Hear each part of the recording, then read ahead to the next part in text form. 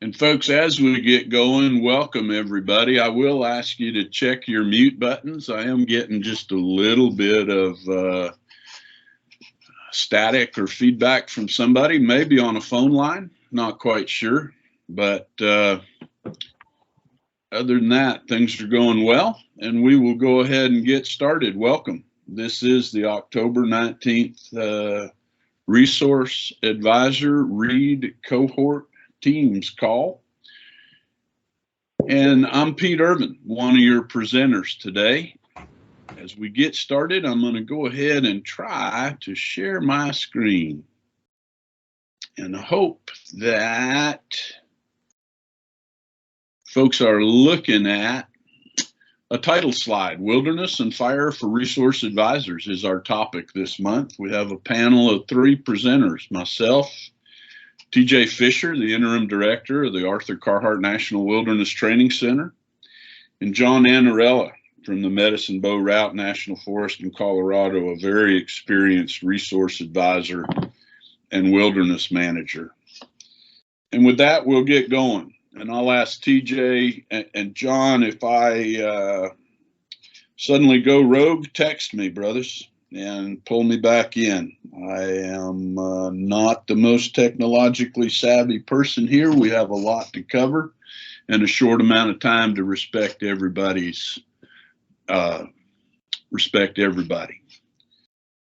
So welcome. TJ and John and myself are excited to present to you. I will tell you that we are virtual co-presenters. We have never met in person, and we don't know each other all that well, but we know each other well enough to know that we all three share passion for public lands, for special places, and for wilderness.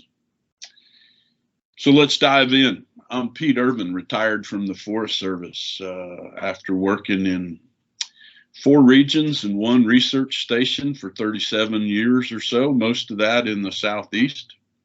A forester by education and early experience, and then a progressive district ranger sort of pushed me into recreation, and then I found a home and a passion in wilderness trails and dispersed recreation management. I've been fortunate my entire career to be a collateral duty or a militia or a ready reserve wildland firefighter in ops up to the div soup level, also in public information and resource advising. My first resource advisor gig was on a type 1 fire, not in my local area, at the request of our regional office, working for an agency rep who did not have a strong appreciation for wilderness and didn't really want somebody from out of state there helping him do the best by wilderness on a pretty major fire. So I learned a lot real quickly and learned that I needed to know more about how to be a resource advisor and how to be a good wilderness steward or manager. That was before I ever had any formal training as a resource advisor, and before I learned a lot of what I now know, certainly not everything, a far cry from everything, but what I now know about wilderness and wilderness stewardship. So I'm coming to you from the Roanoke Valley and the ancestral and traditional lands of the Tutelo people in the mountains, yes, we call them mountains, of Southwest Virginia. We've got a lot to cover. Let's dive in. Today's an overview. It's an overview of the connection between wilderness and wildland fire. And it'll provide some basics and some resources to help learn more, give some examples, some real life examples, and some tips. It's not a deep dive. It's not the 501 level. It's really not even the 101 level. It's certainly not all you need to know. It's not the encyclopedia or a complete toolkit, but it'll give you some things to put in your toolkit. Why is it important? Why is wilderness important? Well, when I scratched my head on this, I came down to 3 things. 1, the legal piece. It's the law. And because it's law, it's also found its way into policy and regulation. Second reason wilderness is important is its location. Wilderness is where wildland fire is. It makes up 1 out of every 5 acres of public land. That map in the middle of the screen in the gold and the blue, that's public land. The gold is the wilderness piece of public land. That map in the lower right corner is fire frequency of large fires by county across the country over a 10-year period. The darker the color, the more 100-acre plus fires, 300-acre plus fires. Mentally put those maps on top of each other and you'll see that wilderness is where fire is. And the third reason wilderness is important for us today is because yes, you may well be a wilderness resource advisor or a member of a resource advising team on a wilderness fire, regardless of what your background, your expertise, your education is. Hey, I got ordered up as a fish read. I'm a fisheries biologist. Could well be. But if the entire fire's in wilderness, then you're a wilderness fish bio, a wilderness fish read. Here's a blow up of that map of the gold. You can see a little bit more of the gold. There's some specks of gold in that blue that you can't possibly see unless I blew this up on a big screen TV. But it's there. It's in 44 states. What is it? What is wilderness? Well, folks, I'm a far cry from a language arts major or an English specialist. In fact, I just barely speak English. I mostly speak hillbilly. But words are important and spelling's important and punctuation's important in the context of wilderness. And we'll start with wilderness with a small w, a lowercase w. When wilderness is spelled with a small w, it is whatever we feel it is. It is a personal definition to each of us, and my definition may be totally different from your definition. My definition may be front country. My definition may be anything that's not more than 10 stories high or 8 lanes wide, and that's perfectly legitimate. But once we change that spelling, once we change that capitalization to a capital W, then we're talking about federally designated legal wilderness with an official definition and some official considerations that we'll talk more about as we go through. And it comes from here, the Wilderness Act of 1964. I told you today is not a deep dive, and it's not, but we are going to spend some time on the legal piece of this, on the law, the Wilderness Act, an amazing, short, 8-page long piece of compromise legislation after an 8-year battle and 66 rewrites in Congress, passed with incredible bipartisan support, an important law that does a lot of things. It gives us that definition of capital W wilderness, and we're going to get there in a minute. It establishes a single national wilderness preservation system that every wilderness belongs to. And every wilderness is made up of lands that were already public lands managed by one of the 4 primary civilian public land agencies. Every wilderness, whether it was designated originally in 64 or later, is a part of that system managed by the same agency. The Wilderness Act designated the first 54 wildernesses of that system. There's now more than 800. It's grown from 9 million acres to almost 112 million. That law established the process for future wildernesses to be designated by law. It gave the agencies their marching orders with the overall management and stewardship direction for wilderness. And it also directed the agencies to assess their lands for their wilderness potential. Here's that definition. And I can almost feel the eyes rolling. Oh, God, Pete, this is like you're violating every rule of PowerPoint. Here's 166 words and no nice pictures on this PowerPoint graph. But folks, there's a reason for that. It's important. This is what wilderness is when we're talking about Big W wilderness. In contrast to those areas where humans and our works dominate the landscape, a wilderness is hereby recognized as an area where the earth and its community of life are untrammeled by man, not untrampled, untrammeled by humans, where humans are visitors who do not remain. That is part one, the conceptual definition of wilderness. And because this is legal and because it's the result of compromise over 8 years in Congress, there's a second part of the definition which gets into more of the tactical. I'm not going to read that one. I'm going to hopefully leave you with an appreciation of the first part of that definition. The law has a statement of purpose and a statement of policy, and these are also important.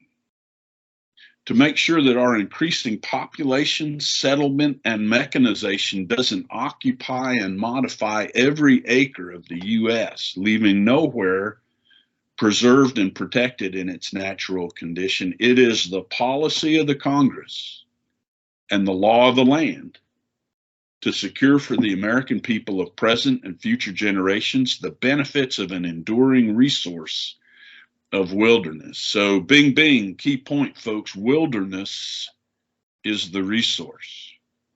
It's made up of other resources. It's made up of natural, cultural, scenic, historic, social resources, but it's greater than the sum of its parts. And wilderness, is the resource. This short little law also gives the agencies their marching orders. Let folks enjoy it now, keep it unimpaired for the future, but most of all, explicitly 3 times in the law, the agencies are charged with preserving the wilderness character of each wilderness that's a part of the National Wilderness Preservation System. How do we do that? Congress gave us some sideboards. It didn't tell us everything. But part of those sideboards are the 10 prohibitions, the 10 types of uses that are prohibited in wilderness.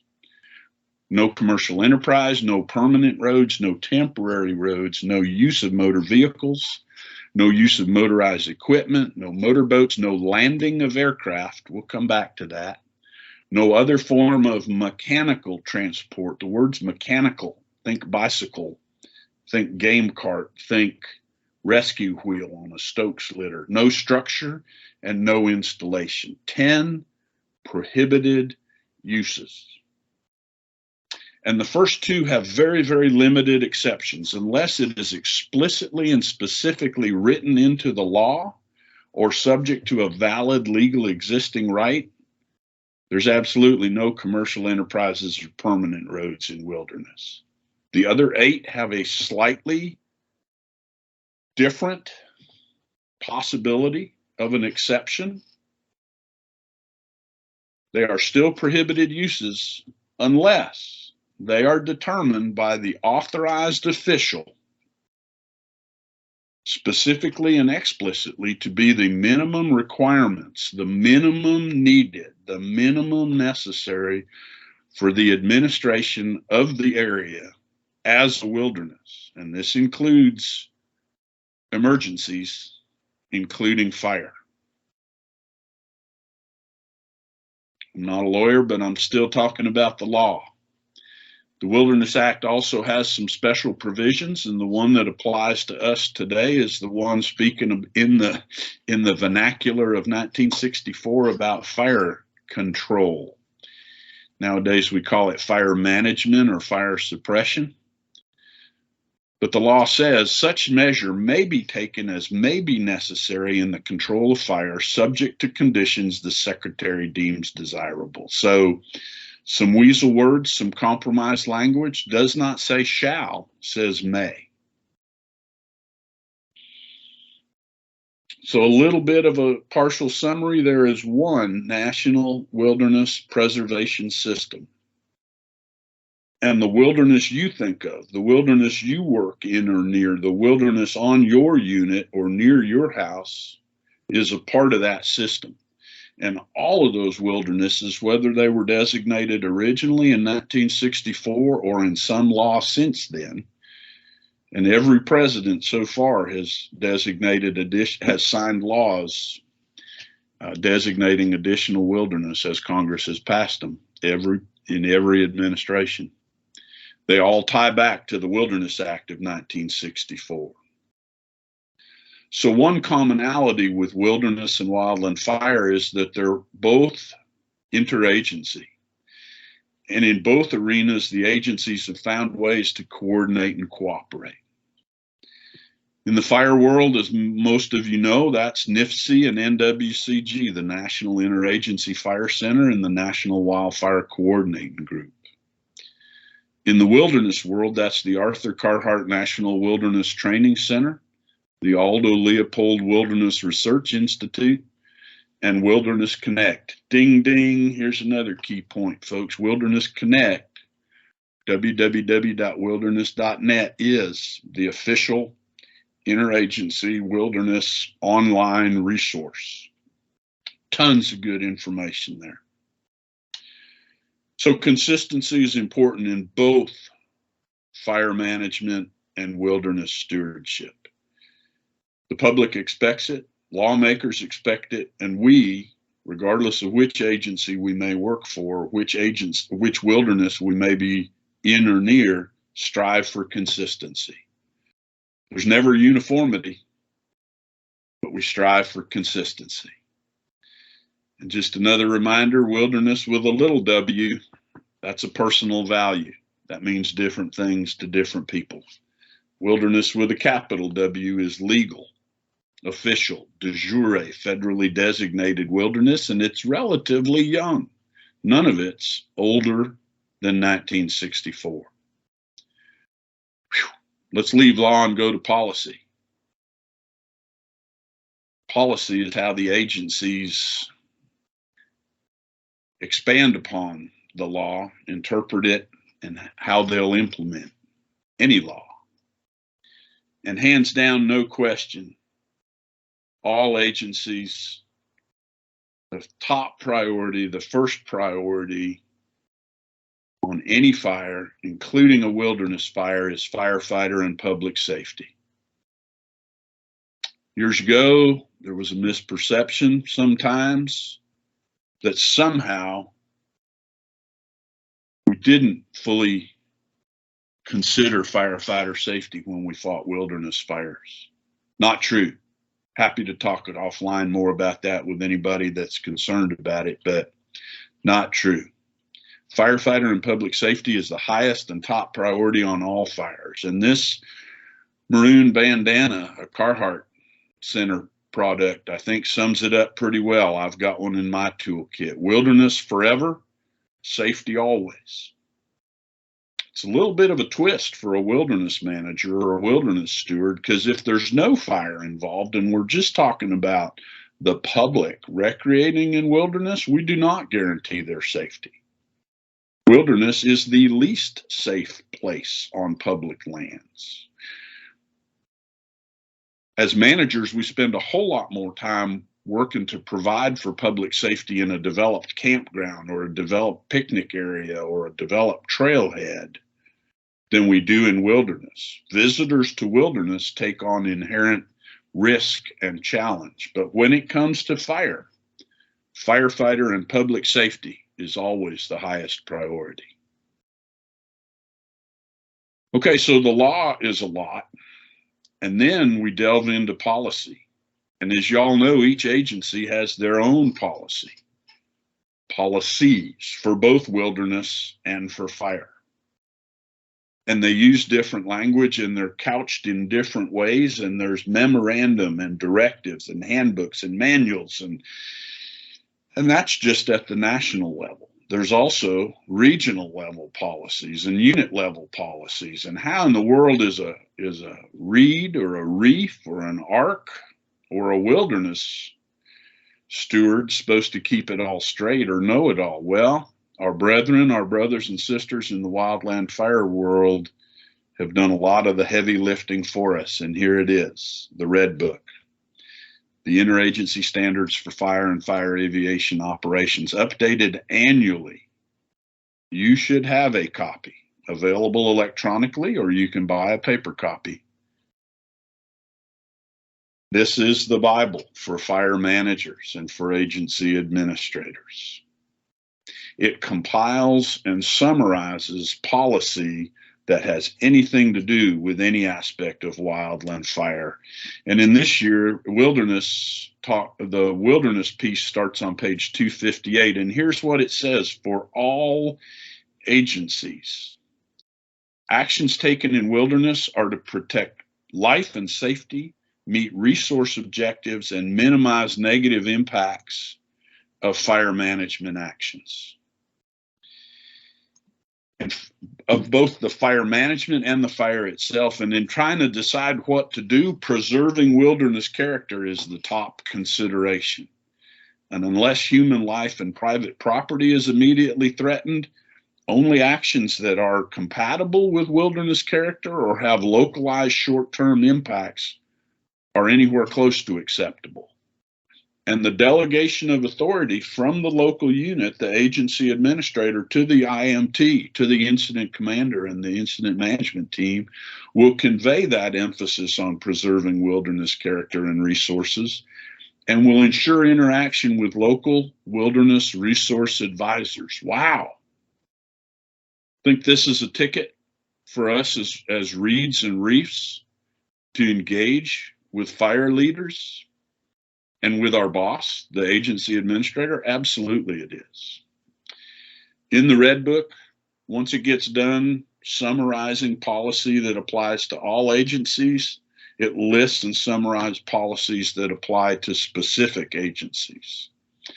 In this case, it reemphasizes what the law says, that the agencies that manage wilderness and steward wilderness are also authorized to control fire, subject to secretary conditions.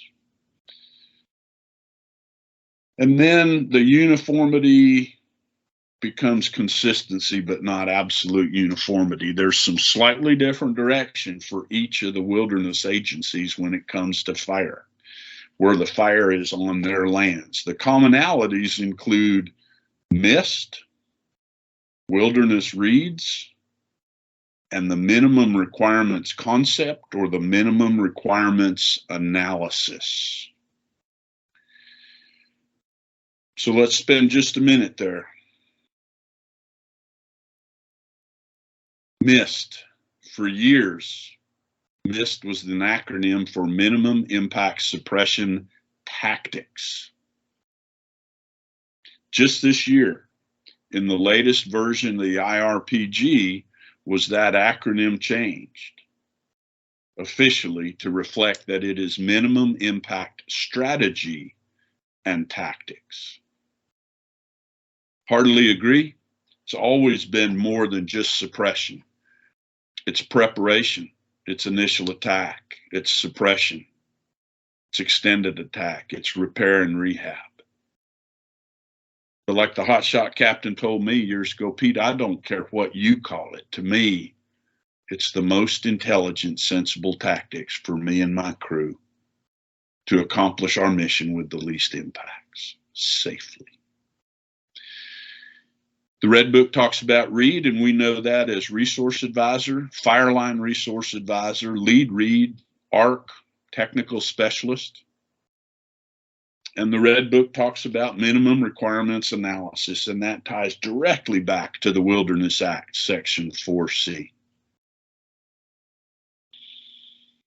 So what the heck is a minimum requirements analysis?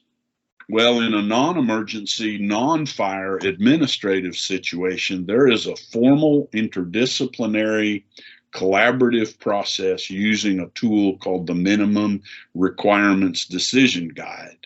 And arriving at a minimum requirements decision can take some time. Time is something we don't have in the tempo sometimes of the wildland fire world. But even in an emergency action, the authorized official, the agency administrator, usually never less than the forest supervisor, park superintendent, refuge manager, field office manager level, they basically have to answer two questions. Is any action at all necessary in wilderness? Do we truly need to take action? What are the values at risk that cause us to need to take action? Well, we've got to save the wilderness from the fire. That's a red herring. What is the specific value at risk that causes us to take any fire suppression, fire management action in wilderness?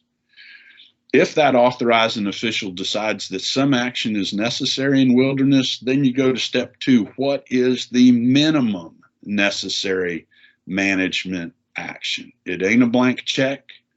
It's specific and explicit. It's for any action, but it's especially important for those prohibited actions.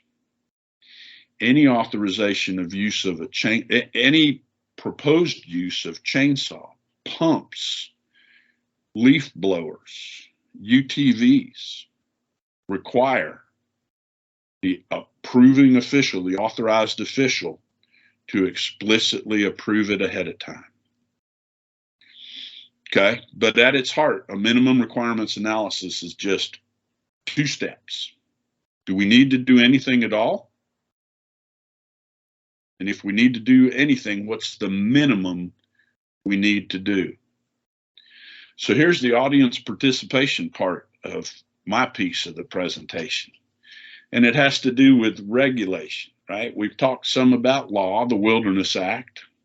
We've talked about policy, the way that the agencies specify how they plan and will implement and interpret the law.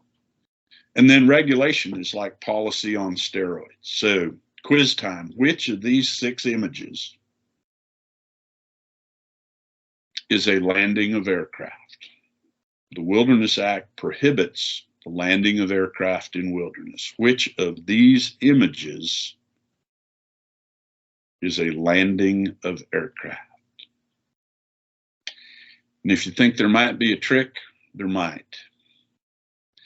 So I hope everybody's saying that the image in the lower right of the light helicopter with the external mesh basket sitting on the grassy ground with the big dark smoke behind it, that's definitely a landing. The landing of aircraft applies not just to airplanes, fixed wings, but also to helicopters. Now here's the tricky part. If this is either a Forest Service or a a Forest Service or a BLM wilderness, then all 6 of those actions are landing of aircraft. Why? Because separately, the Forest Service and the BLM, and I think but can't confirm the other 2 wilderness agencies, have said that the dropping of or picking up of anything from wilderness constitutes a landing. So heli repellers, heli tankers, water scoopers, cargo lift or cargo deposition, dropping ping pong balls, picking up a medevac with a hoist or a short haul. Here's where it is for the Forest Service, 36 CFR 261-16. Landing of aircraft or dropping or picking up of any materials, supplies, or person by means of an aircraft, including a helicopter, is prohibited in a national forest wilderness. BLM has a similar CFR. And like I say, I'm not 100% certain about Park Service and Fish and Wildlife. Can't get too deep, folks. That's as deep as I dare. Before I pass it over to TJ to give us some resources, I want to give you a few tips. Number 1, if you're a wilderness steward, a wilderness manager, and not a READ or a reef, you ought to become one. You ought to take N9042. If you're on the call today as a reed or a reef and your background is some other specialty area, not wilderness, fish, hydro, roads, timber, archaeology, you should increase your wilderness knowledge. TJ's going to help us show some ways to do that. One thing I always think of when I'm in a reef situation is that no impacts are better than any impacts. Short-term impacts are better than long-term impacts. Localized impacts are better than large-scale impacts. Another tip for y'all is to figure out, what does WFDS say about your wilderness at home or about the wilderness you're going to on your fire assignment? And then build your toolboxes, both digitally and physically. For me, the toolbox includes the Red Book, the IRPG, the Resource Advisor Guide, saved my bacon on my first fire. Things like a copy of the Wilderness Act, and the Carhart Center has a great little pocket notebook with the Wilderness Act in the back. And most of all, be a student and a learner of both wilderness and fire. None of us know it all, so asking questions helps all of us. And if I can ever be a help, feel free to give me a holler anytime. I'm honored and thankful to pass it over to TJ. And with that, I will stop sharing. I hope. You did. Great job, Pete. Such a good job. I don't have to say anything. I should just step back. Absolutely not true. Actually, I think Peter did a great job. And again, I'm here to sort of share some resources. I'm hoping to get a few things across in my 15 minutes. And again, Peter did a great job on some of the stuff. What is wilderness and why it's important? What is the Arthur Carhart National Wilderness Training Center and how it can help you? And how can you as a reed find more information to support the mission of wilderness? And finally, how can you support future training? So again, you're part of the process, not independent of the process. And that's how we look at things here at Carhart Center. And so, and as Peter mentioned, our go-to site is Wilderness Connect. And so what I'm going to do is do a screen share here, and we're going to play around in Wilderness Connect. So I'm going to ask Peter, if all of a sudden I lose contact or something like that as I go through pages, just give me a holler and then I'll do a reshare. Because sometimes when you go through page to page, it will mess up. But Wilderness Connect, here's the page to go to, wilderness.net. There is what we call the public-facing page and the practitioners page. Right now we're in the public-facing page. And as I said, I want to learn a little bit more about wilderness and what it means. So we can click on that, and you'll see a little bit here. Wilderness areas, the most protected public lands in America.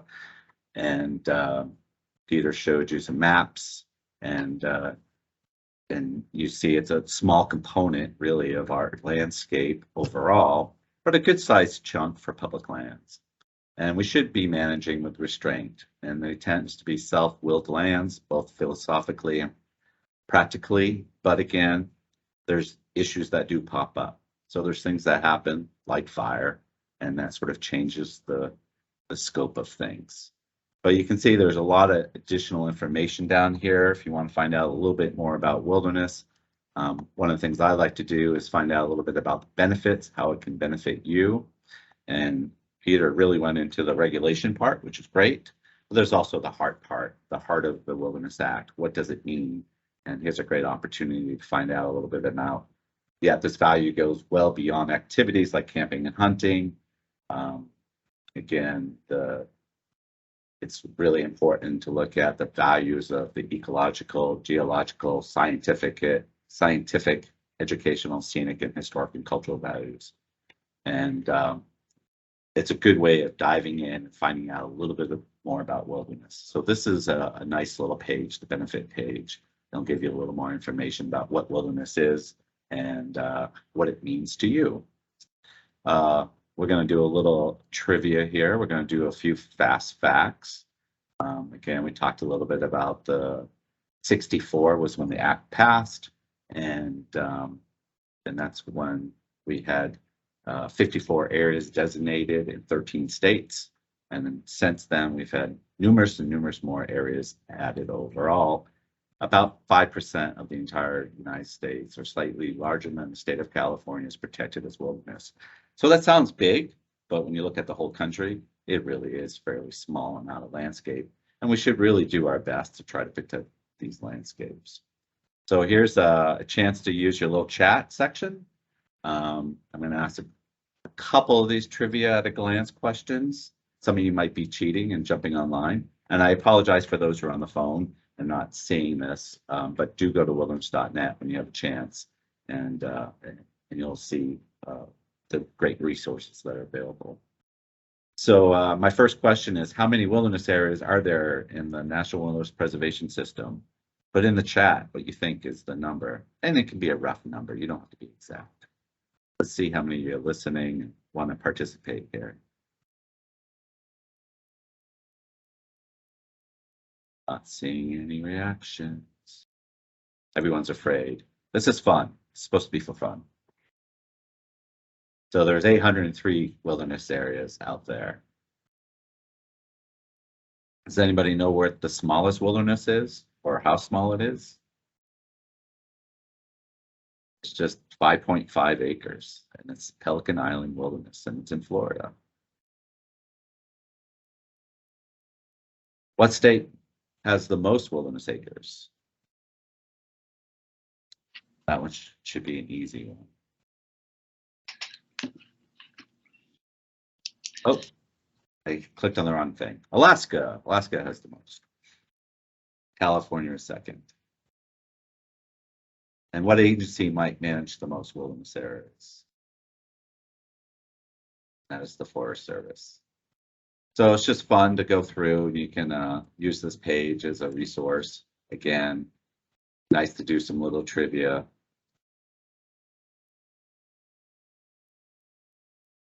But what I really want to go to is our practitioners page. So you can see this little button over here on the far right. It says practitioners. You click on that, and that's going to really get you to the Wilderness Connect, the laws, regulations, and policies, which Peter did a great job. Agency resources, toolboxes, minimum requirement that Peter was talking about, the MRA or the MRDG. And just to give you guys a heads up, if you haven't heard, it's going to be changed. Nothing stays the same as technology goes forward. So we're going to have what's called MRAF. And MRAF, we expect to come out sometime in January or February. Again, it's the minimum requirement assessment, but it's a framework. And so that's why it's coming out as MRAF. It's sort of trying to make it a little more user-friendly. There's training for science, education, and then wildernesses itself. And I want to, let's see. Oh, that didn't go right. Wanted to just put in our Carhart page here.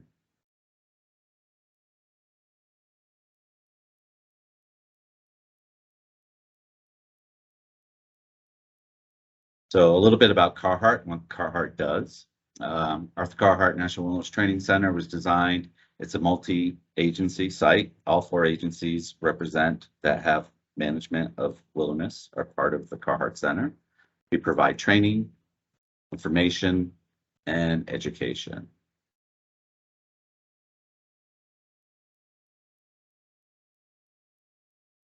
And just to find out a little bit more about us on top, again, where we got our name from was from Arthur Carhart himself.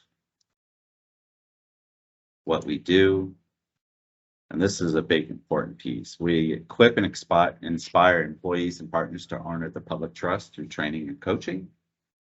We facilitate knowledge, connections, communications through information. We cultivate the next generation of wilderness stewards. And we provide model interagency excellence and sustain hope. So that's sort of what we do. And I don't do this alone. And as I said, it's interagency. And so if you represent Park Service or BLM or Forest Service or Fish and Wildlife Service, you have a direct connect right here in Carhart. You don't always have to come to me. You can always go to someone else. James Sipple, who's the Bureau of Land Management, Michelle Riley, who's Fish and Wildlife Service, Dan Abbey, Forest Service, and Tim Devine, National Park Service. And then we have Kim Fox Milliton, and she's our Wilderness Interrupt and Outreach Specialist. So if you're looking for education about fire in wilderness, here's a great, resource to go to. So some of our staff and some of the work that we do, great, easy location for you to find out more. So we'll go back to Wilderness Connect, go back to practitioners, and I wanted to go to some training. So in training, we do classroom and hybrid training, on-demand online training. We do have certificate programs if you want to really dive into wilderness. We do live virtual events, webinars, and we do have wilderness competencies. They're all listed on the side as well as right here. But I want to jump into the on-demand online training. A lot of our training we do through a third party, and that is with the EPLI. And if we jump into like the Wilderness Act and you just want to learn about basics of wilderness, again, it tells you a little bit about the course, the purpose of the Wilderness Act. If you want to dive in and find out a little bit more about the Wilderness Act, this is a good online training. It takes about an hour. It's always good for a refresher for those who might have done it a long time ago. Take it again, doesn't hurt. But when you go there, you'll go into registration, and this is where you get popped into the profiling learning, which is what we call EPLI. And it gives you, again, an opportunity to look at what it's about. You'll be able to define wilderness, what was the purpose of the Wilderness Act of 1964, some of the things that we talk about when we talk about wilderness. We talk about wilderness character, and Peter talked about the 10 prohibition uses of wilderness.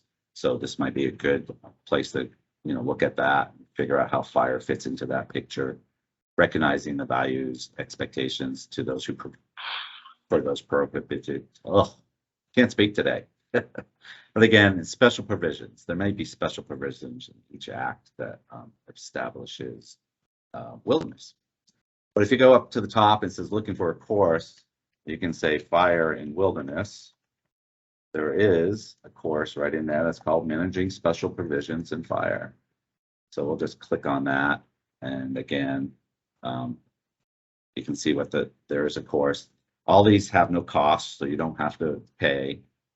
They do sometimes ask for a credit card, but you can just ignore that piece. But you do have to register. You put in your email address and things like that, and you create an account. But once you're in, you're always in.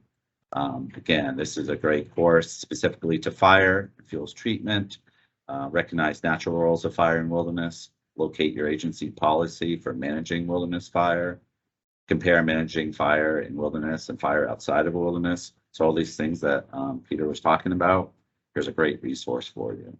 This course was developed several years ago, and we're looking at doing an update, and this is where you may come in the future. Because we're always looking at fire, and fire is always changing. And so we have to think about that fire and the culture of fire. But again, this is all with the basis of the Wilderness Act in 1964. We always recommend that first course, get a good, strong basis of what the Wilderness Act is all about, and then take some of these additional courses. So I just wanted to show you a resource for you that's specific to fire and can be another positive tool for you as you go forward. Another great place for looking for support for working with fire in wilderness is in our toolbox section. If you go to toolboxes, you can see there's a whole series of topics here, and there may be some overlap. Maybe you have some ecological information that you have to deal with, or cultural resources in your wilderness area, so you might want to look at those. But there is one specifically on fire management. So we click on fire management. Again, this is housed in our Wilderness Connect, and it's very specific to fire. This was just updated just recently, but again, it's always changing. So always looking for more information as we go forward. So as we go down, there's something about resource advisor information. So if you click in there, we'll tell you how to do examples of fire management guidelines, step-by-step wilderness read, prep, and tasks, wilderness fire guidebook and rules, wilderness fire management planning checklist. So think about resources that you can go to that will help you out. Best practices, wilderness and bear, fire guidelines, MIST 1, MIST 2. So all these pieces that you can go to and find out a little bit more about wilderness and also fire.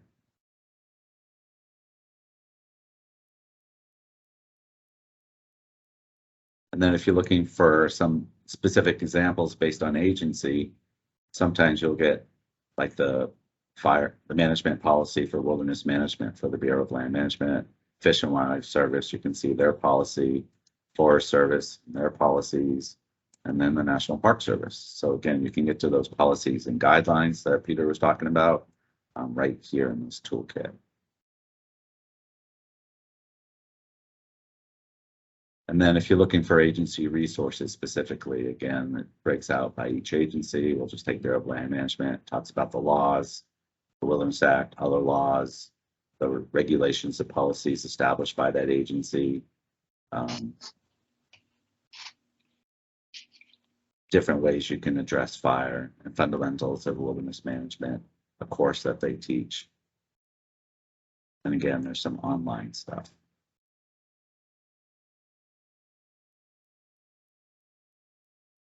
I wish I had a little more time, but I just wanted to make sure that we give you a chance to kind of explore this webpage. Again, Wilderness Connect, go to the practitioner section. That's really the support for you. Again, how can you be support? If you see something that's missing in training, this is where you can reach out to us. Reach out to your contact in the Forest Service or BLM or Fish and Wildlife Service and say, hey, we could really use a little more information on this with fire. And that's what we will do. We'll pull a group together and we'll develop another aspect to the toolbox, or we'll update the video or our online trainings. So we are a great resource. So, but that resource needs your help and support. So if there's always something you see that needs a little more fine tuning, do let us know. Again, we're here to support you. Carhart is an interagency center, and of course, wilderness is a special spot in our hearts here at Carhart, but I think it's a special spot in all of our hearts if we sit back and think about what wilderness is, the big W as well as the little w. So with that, I'm going to turn it back over to you, Peter, to move it on to the next person. TJ, thank you. Perfect. I always learn something new every time I hit wilderness.net and dive into Wilderness Connect. I'd like to quickly pass to John, and folks, I apologize for those of you, we are going to run a little long today. Some of you may only be able to give us the 1 hour. I'll remind you that we are recording this and it will be available on the Read Cohort Google Drive afterwards. With that, pass to you, John. Thank you, brother. All right. First of all, I want to see if this is working. I'm kind of a techno geek here. Is my PowerPoint up? John, it's up, but it's not like in full screen presentation mode. Oh yeah? Okay, let me see. You might have to hit that slideshow button across the top. How's that deal? Coming. Yep, okay. Full screen now. All right. Okay, so hey, John Anarella here from the Yampa Ranger District on the Messenbow Route National Forest, the district where Arthur Carhart in 1919 rode over the flat tops to Trappers Lake.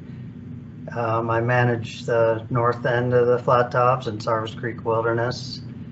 I've been doing wilderness management since 1987. I've had a red card since 1988. I've been a IC4 crew boss, engine boss, field observer, helicopter crew member, strike team leader, anyhow, so I want to just kind of share some experiences I've had in various read roles I've been in. You know, it's really about relationship building, making connections, talking to different players, realizing we all have a job to do, and of course with firefighter and public safety first. You know, there's certainly some biases out there. Here comes the resource advisor, right? You're not doing anything, and then here comes the firefighters. These are my only 2 pictures, Pete, so it's all going to be text. Sorry about the rule of PowerPoint. But yeah, just being aware of the biases that are out there. So the good and the bad from various assignments. Start with the perfect assignment, perhaps. No assignment's perfect, but it just kind of, here's a aggregate of the good stuff. A lot of success is going to depend on what is, how much pre-work is done before the fire starts. You don't want to chase data while the fire's burning. You know, WFDS is going to be populated with the spatial items of interest. If you're not familiar with it, with WFDS, I would recommend taking a training and digging into that. And if you're a wilderness manager, or however, whatever role you play, you should dig into WFDS and see what is populated there. It'll save time when the fire's burning. This list comes out of the Forest Service Wilderness Fire Checklist. This will be in the Wilderness Connect as well. Just kind of some of the considerations. Hopefully these things are populated in your local WFDS. You just kind of figure out what needs to be brought forward to the incident you're on.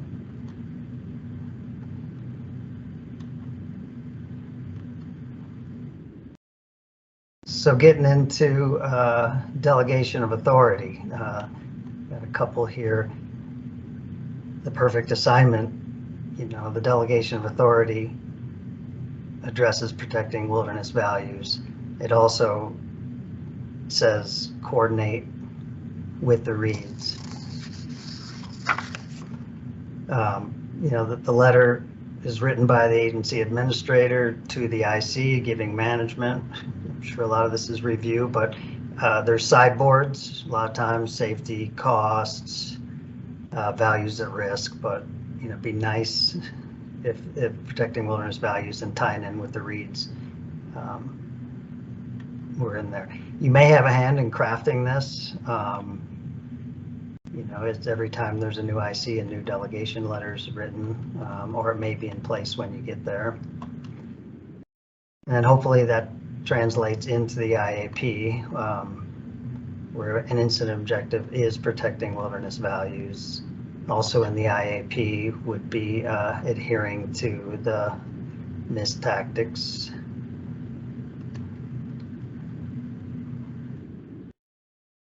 Pete mentioned the motorized, mechanized use being analyzed, proved, denied, appropriate justification. You have a supportive agency administrator. I mean, that's pretty key. It's your boss. I've been on fires with some very vacant AAs where I felt like I was on my own. You have a good relationship with the planning ops and the field ops. You know, this all comes from attending meetings, keeping up with the plan. You know, this is going to help mitigate having every division soup coming to you with site-specific questions all the time. That will happen, of course. You have a local wilderness specialist on hand. It may be you, but this is someone you want in your pocket, of course. You have spike camp managers. You know, that IRPG missed for camping could use a little LNT. It's pretty vague, but to have somebody on the ground is minding the store is crucial. Your impacts are tracked in field maps. There's a lot of folks now carrying field maps and sending stuff into the GIS folks. With that, these impacts need to have attributes on how to put the puzzle back together. Handline, pump site, telespots, spike camps, trash. Of course, the perfect assignment uses natural barriers, and we're not looking at any of these impacts. But yeah, to have all these identified, because you might not be there when it's time to fix everything. It's good to leave that legacy. Your concerns are being heard. You're not being dismissed. Craft an effective suppression repair plan. I'm not sure if this group has covered that, but it might be a good monthly topic. Definitely some examples in the Wilderness Connect toolbox. And you demob feeling like you left the unit with a good product. Now, kind of the other side of the coin, you know, you're chasing data, no specialist to be found. You're given a phone list, you know, when you get to the assignment. I've had that. Not enough help, spread too thin. Seems like 600 to 1. I was on a fire years ago with Wilderness in 7 divisions. The fire was run by 2 Type 1 IC teams under a NEMO team, and I got worked. That was 20 years ago, and just great to see this group raising the bar. Fantastic. Any of us back in the day. You have no idea what's happening on the ground, no spatial data from the field. Situation unit doesn't have your resource concerns on the map. The expensive bridge, the lakes filled with whirling disease, no dip, stored cabins, that kind of thing. Comments are dismissed. No mist in the IAP. Suppression efforts are heavy-handed. I had a hotshot soup tell me one time, we're not doing mist. We don't want to lose our piece of line. Years ago, things are changing. No sideboards on the motorized mechanized. And the effects of the suppression are worse than the effects of the fire. Summary about that. Before the fire, get to know WFDS. Every fire on federal land uses it. It's you got to dig in. A solid delegation of authority letter will help you do your job better, protect the wilderness resource, incorporate MIST, encourage coordination with REITs. IAP, everyone gets that every day. They'll see incident objectives cover wilderness values, MIST is to be used. Incident maps tell your story. Avoidance areas, infrastructure, no dips. Field data with repair attributes. You know, get to be friends with your GIS shop there. Relationship, get to be friends with everybody. Keep your wilderness hat on. You know, you're going to get pulled in a lot of different directions, asked to be made decisions on the spot. If you don't like what you're seeing on the ground, you gotta speak up. Of course, visit Wilderness Connect.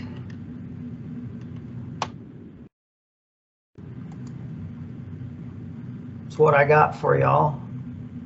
Hopefully that made some bit of sense. John, absolutely. Thank you. And if you can keep that up there for just another minute, that'll be awesome. We may switch back once you stop sharing. I'll put the title slide back up. Folks, those of you that have the technological capabilities to be monitoring the chat at the same time you're watching the presentations are seeing that it's active. Some good questions getting asked and some good answers being shared. Like most things, there's no one right answer. Lots of ways to skin cats. Folks asked about how to get more familiar with WFDS, and there's a good link put in the chat. The other way, and somebody said this as well, talk to the fire planner on your home unit. See if you can sit down for 30 minutes, get a little WFDS personal workshop. You know, and if your home unit WFDS doesn't match your unit plan, time to deal with that is not when the fire's raging, it's before. If it's not before this fire, it's before the next one. Lots of good questions, and folks will run out of time to answer them.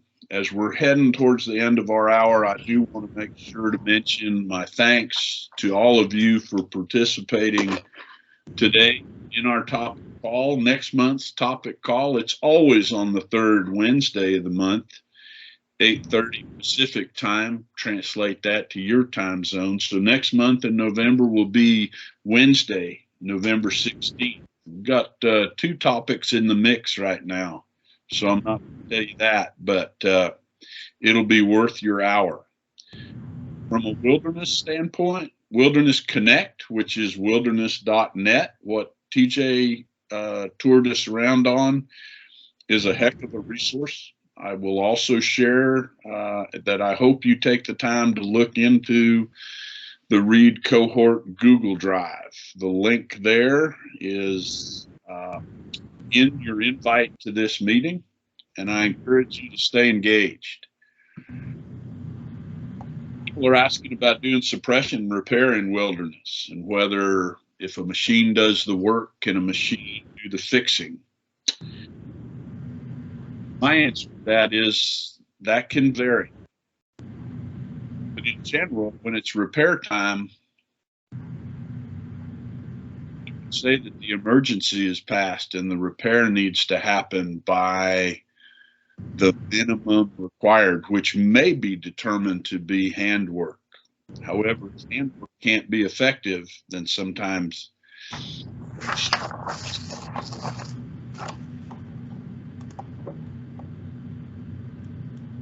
I've seen it both ways.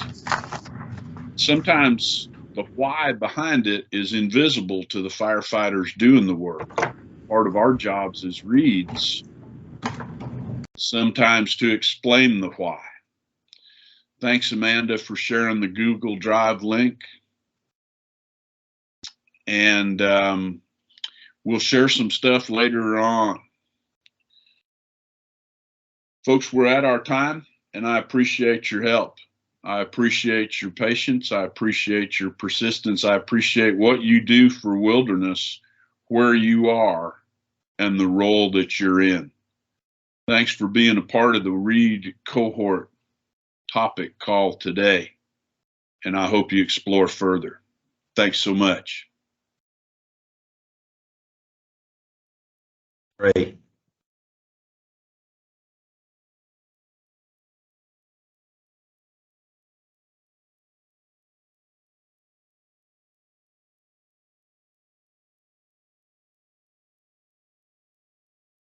Hey, Pete, this is Wiley.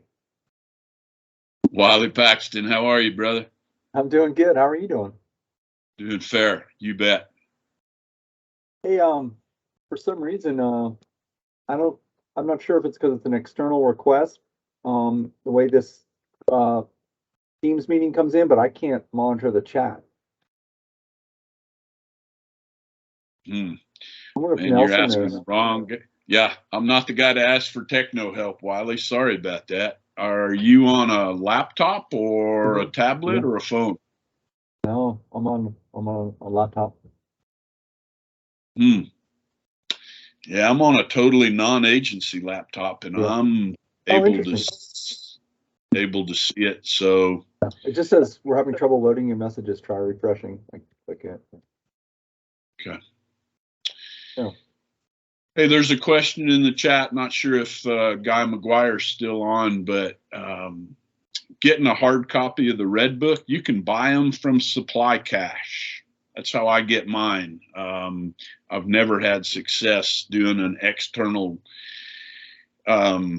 request to the cache to get a copy, to pay for a copy. I've always had better success spending 25 or 30 bucks and getting one from, you know, the commercial outfit, the Supply Cache. Thanks for the question, Guy. And again, in this day and time, if you're not a dinosaur like me that likes to hold it in his hand, all that stuff, there's electronic versions and you can put them on your phone or your tablet and access them and search them. So the Red Book is NFES 2724. Of course, the IRPG is PMS 461 or NFES 1077.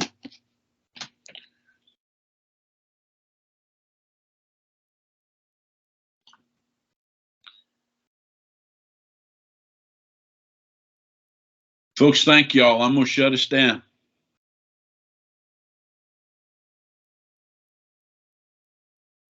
There is a digital version of the IRPG. I've just searched for it in the App Store. However you normally get your apps, I think it's available both for, you know, Apple products and Microsoft products.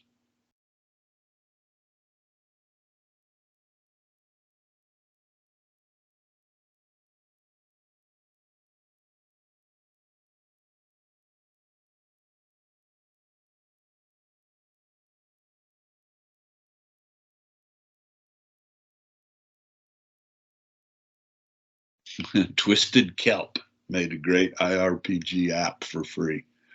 That's a new one on me. I'll check it out, Monty. Thanks.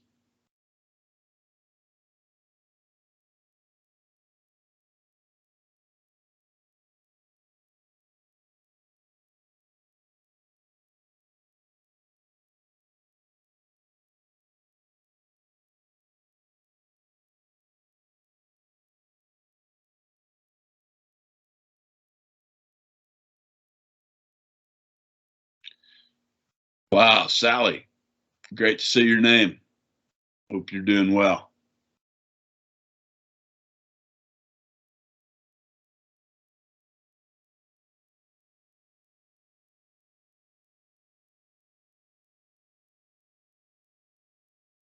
All right, folks, thanks for joining.